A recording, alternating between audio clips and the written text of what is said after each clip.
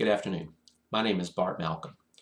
I believe Griswold was correctly decided and Roe and Casey were not. Now I'd like to take the next few minutes to discuss why I have these beliefs. First, Griswold v. Connecticut. Griswold is the essential right to privacy case that we have in our country.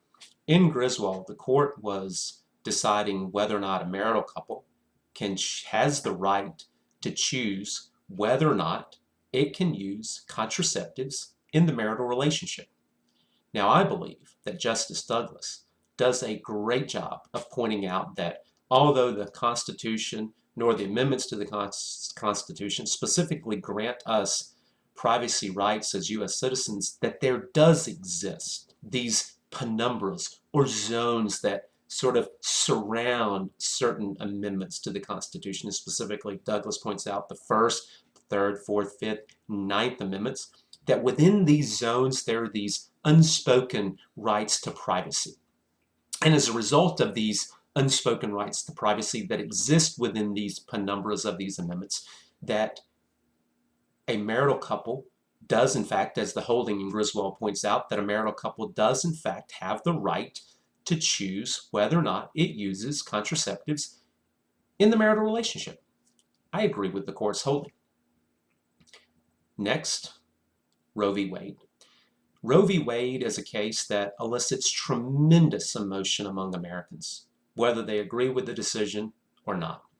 Now, before I discuss why I disagree with the court's holding, I would like to discuss how the court analyzed the case.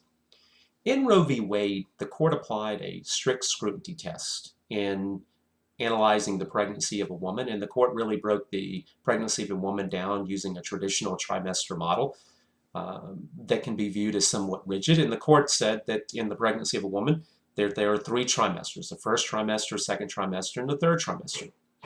In applying strict scrutiny, the court said that during the first trimester, the state has no compelling interest to decide whether or not a lady aborts an unborn fetus. The court goes on to say that at the beginning of the second trimester, the state does have a compelling interest to decide or to protect the health of a pregnant lady. And it's only at the beginning of the third trimester, the court states, that the state's compelling interest exists in order to protect the life of an unborn fetus. And the court uses a word, and I love the use of this word. And the use of the word is the point of viability. And I think the court really grappled using a sliding scale to establish this point of viability. And the court said the point of viability was at the end of the second trimester and the beginning of the third trimester.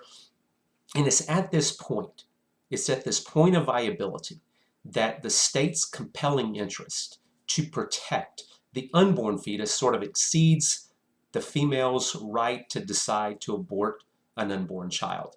Now, there are exceptions during that third trimester for medical conditions of the female or the mother that would allow a mother during the third trimester to still abort an unborn fetus if it were in the medical interest of the mother to protect her health. Now, it is this point of viability that I disagree with in Roe v. Wade. I personally believe that point of viability is much sooner than the point in which the court in Roe v. Wade established it at the beginning of the third trimester, which is why I disagree with the holding. Now, moving on to Casey. Casey reaffirmed the holding in Roe v. Wade, and it represented a situation where the court said, hey, we respect the precedent that was established in Roe v. Wade. Now, in Casey, the court applied a little different standard, and it kind of backstepped this point of viability. The court in Casey said that the state could regulate an abortion prior to viability, so long as there was no undue burden on the mother.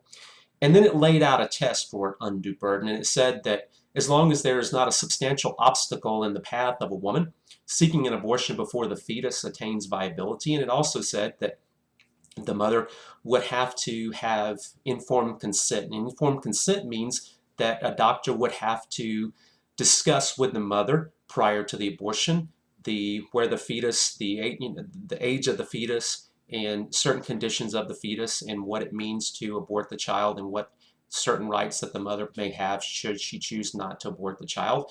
The court also said that if the woman was married, that she would have to get consent of her husband, and if she was a minor, she would have to get consent of her parents. Now, using this test, the court really found that the only undue burden would be getting consent from the husband. Now, I disagree with Casey, because although Casey backs up the point of viability, Casey points out that due to medical technology, that abortions can be had much later in a term, and fetuses can survive earlier in terms outside of the mother's womb. Although I don't disagree with the analysis of the court, it is that point of viability in Roe v. Wade, and it's that point of viability that was established in Casey some 3 to 4 weeks earlier that I simply disagree with. And as a result, I disagree with the holding in Roe v. Wade. And it's for these reasons that I agree with the holding in Griswold, and I disagree with the holding in Roe v. Wade and Casey. Thank you.